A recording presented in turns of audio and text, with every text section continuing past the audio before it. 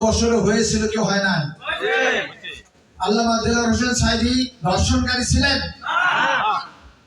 সাবেক মন্ত্রী আমির জামাত মরহুম মতিউর রহমান নিজামী এরকম লোক ছিলেন? মীর কাসেম আলী ভাই ছিলেন? আব্দুল কাদের মোল্লা ছিলেন? সম্মানিত ভাইরা, ওনারা ভবিষ্যৎ রাস্তা ক্লিয়ার করার জন্য, নিষ্কণ্ঠ করার জন্য বিশ্ববরণ্য আলেমে দ্বীন সাবেক আমির জামাত মরহুম মতিউর রহমান নিজামী সহ শ্রেষ্ঠ নেতৃত্ব 5 জন মিথ্যা মামলা দিয়ে ফাঁসির কাস্টে ঝুলিয়ে জুডিশিয়াল কিলিং এর মাধ্যমে পৃথিবী থেকে বিদায় করে দিয়েছেন। বিশ্ব নন্দিত মুফাসসিরে কোরআন, সারা পৃথিবী তাকে কোরআনের পাখি হিসেবে জানে। আল্লামা দেলোয়ার হোসেন সাঈদী সহ 6 জন শীর্ষস্থানীয় নেতৃত্বকে মিথ্যা মামলার অজুহাতে কারাগারে ঢুকিয়ে শারীরিক মানসিক নির্যাতন করা সহ সর্বশেষে 16 পয়জনের মাধ্যমে পৃথিবী বিদায় করে দিয়েছেন।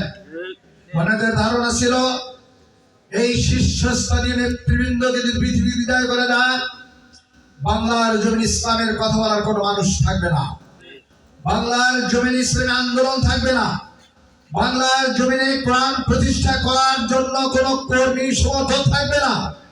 কিন্তু তাদের এই ধারণা ছিল না যে দলের নেতৃবৃন্দ নয়, সাধারণ কর্মীরা সমস্ত লোভ ও লালসাকে পিছনে ঠেলে যান জীবনের প্রতি তোয়াক্কা না করে যে কোনো পরিস্থিতির মোকাবেলায় নারাজ পথে নারায়ে তাকবীর আল্লাহু আকবার ধ্বনি দিতে পারে, তাদের 2-4 জনকে পৃথিবী বিদায় করে দিলে বাংলার জমিন থেকে ইসলামী আন্দোলন স্তব্ধ করা যাবে না, কোরআনের আওয়াজকে বন্ধ করা যাবে না, এবং কোরআনের কর্মীদের কখনো পিছনে সরা যাবে না।